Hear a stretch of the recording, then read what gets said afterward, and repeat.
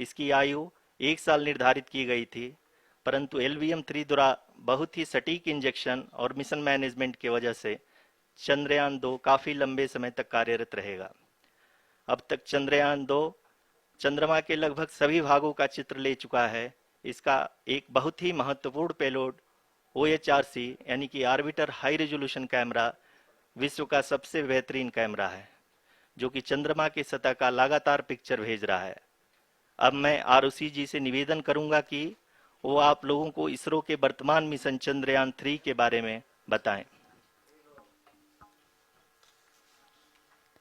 अभी आपने मिश्रा जी के द्वारा सुना इसरो के अब तक के लूनार मिशंस का विवरण। अब चलते हैं towards Chandrayaan-3, the follow-up mission of Chandrayaan-2, which has been designed to accomplish our mission goals. The primary objective of Chandrayaan-3 mission is the demonstration of safe and soft landing on the lunar surface. This demonstration is a critical aspect for ISRO's future interplanetary missions. In addition to this, the mission objectives also include demonstration of roving capability and conduction of in situ scientific experiments on Moon's surface. Carried on the shoulders of India's heaviest rocket LVM-3 on the 14th of July, Chandrayaan-3 was placed in the precise elliptic parking orbit of size 170 by 36,500 kilometers. ISRO, in its mission plan of following the incremental trajectory approach, carried a total of 5 earthbound maneuvers. The fifth apogee-raising maneuver, which took place on the 25th of July, placed the spacecraft in an orbit of 250 by 1,27,000 kilometers. At the early hours of 1st August, the translunar injection was carried out, after which the composite module began the final leg of its long journey of nearly 3,84,000 kilometers for its rendezvous with the Moon. The TLI was a key step in the mission, enabling the spacecraft to escape Earth's gravitational pull and travel to the Moon. An orbit of 288 by 3,69,328 kilometers was achieved at the end of the translunar injection. जी हाँ, translunar injection किसी भी interplanetary mission के लिए बहुत ही आवश्यक परंतु कठिन operation होता है। इस सफल मैन्यूवर के बाद चंद्रयान-3 पृथ्वी से दूर निकलकर चंद्रमा के प्रभाव क्षेत्र में एक हाइपरबोलिक ट्रेजेक्टरी के द्वारा पहुंचाया गया। पुनः 5 अगस्त 2023 को लूनर ऑर्बिट इंसर्शन के द्वारा चंद्रयान-3 को 160 किलोमीटर के पेरिलून और 18,000 किलोमीटर के अपोलून के साथ चंद्रमा के इलिप्टिकल ऑर्बिट में स्थापित कर दिया गया। TLI के तरह LOI भी एक बहुत जटिल ऑपरेशन होता है। इसमें हमें यह ध्यान देना आवश्यक होता है कि उपग्रह के वेगमान को एक निश्चित बिंदु से घटाया जा सके, अन्यथा उपग्रह चंद्रमा के प्रभाव क्षेत्र से बाहर निकल जाएगा।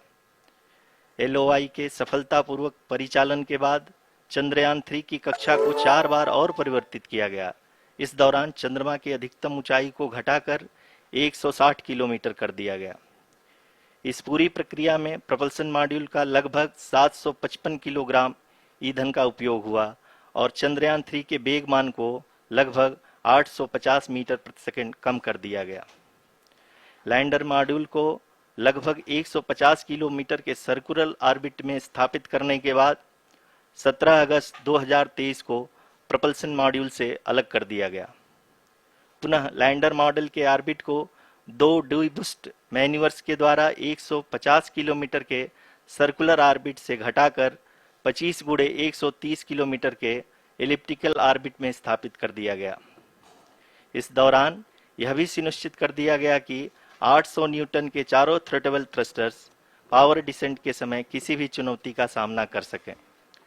लैंडर मॉड्यूल इस ऑर्बिट में 4 दिन तक चंद्रमा की परिक्रमा करता रहा ताकि इसके सभी सबसिस्टम को पावर डिसेंट से पहले कार्यात्मक रूप से वेरीफाई और वैलिडेट किया जा सके। इस दौरान चंद्रयान-2 और लैंडर मॉड्यूल की आपस में बातचीत भी हो चुकी है। और संक्षेप में अब तक की यात्रा की बात करें तो लैंडर मॉड्यूल अब तक 21 बार पृथ्वी के और लगभग 120 बार चंद्रमा का चक्कर लगा चुका है और इस पूरी यात्रा में लगभग 55 लाख किलोमीटर की यात्रा भी पूरी कर चुका है। अब तक के इस पूरे अभियान में यह भी सुनिश्चित किया गया कि सारे ऑर्बिट मैन्यूअर्स इस प्रकार किए जाएं कि लैंडिंग साइट पावर डिसेंट की शुरुआत से ही लैंडर के ऑर्बिटल प्लेन में बना रहे।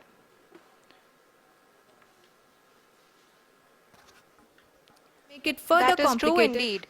We have arrived at the crucial juncture wherein the orbit plane contains the desired landing site at the start of powered descent. We are also happy to announce that live images from the Chandrayaan-3 lander imager camera is being received continuously. The demonstration of soft landing on the moon's surface is no ordinary feat due to the innumerable challenges and complexities involved. The lander velocity has to be killed from nearly 6,048 kilometers per hour without any aid from the thin and tenuous moon's atmosphere. The lunar dust at the time of landing and the craters and boulders scattered over the moon's surface make it further complicated to achieve this. The new and improved Chandrayaan-3 design has been built after envisaging all the scenarios which the lander module can encounter. With several software improvements, provision for full-level redundancies, a plethora of special tests, namely the integrated hot test, integrated cold test, and lander leg drop tests were carried out for the lander module. The success of these tests has provided great confidence in the performance of all the onboard sensors, propulsion system, and associated guidance, control, and navigation algorithms. The key findings during the tests have enabled to improve the overall system performance.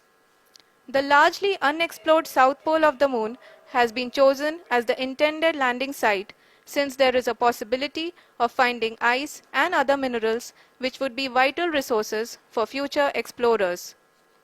Apart from continuing investigations pioneered by Chandrayaan-1 and Chandrayaan-2, the Chandrayaan-3 mission will also provide invaluable data to the science community around the world. Let us give our viewers a glimpse on the configuration of Chandrayaan-3 mission.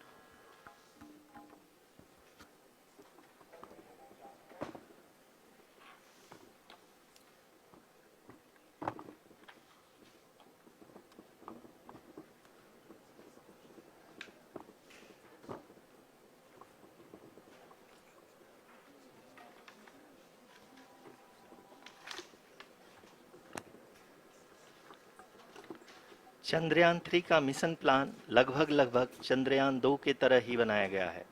यहाँ यह भी सुनिश्चित किया गया है कि चंद्रयान 3 को rocket से अलग होने से लेकर के चंद्रमा के निकटतम कक्षा में स्थापित होने तक सारी गतिविधियां चंद्रयान 2 के तरह ही हों। और अब हम यह कह सकते हैं कि यह प्लान पूरी तरह से 100% सफल रहा। हालांकि लैंडर मॉड्यूल के सेंसर्स और प्रोपल्शन सिस्टम को इस तरह से मजबूत किया गया है कि लैंडर पावर डिसेंट के समय किसी भी आपदा से बाहर आकर के मिशन के मुख्य उद्देश्य को पूरा कर सके। इस क्रम में लैंडर के मुख्य सेंसर्स कारा, लासा, LHBC, LDV और LHDAC का कार्यात्मक परीक्षण भी किया जा चुका है। LDV जो कि पूर्णतः स्वदेशी तकनीकी से बनाया गया एक नया सेंसर है, इसका मुख्य कार्य लैंडर के वेलोसिटी को तीनों अक्षों में कंप्यूट करना है। पावर डिसेंट के दौरान लैंडर के सटीक पोजीशन और वेलोसिटी का ज्ञान होना बहुत ही आवश्यक है। लीरा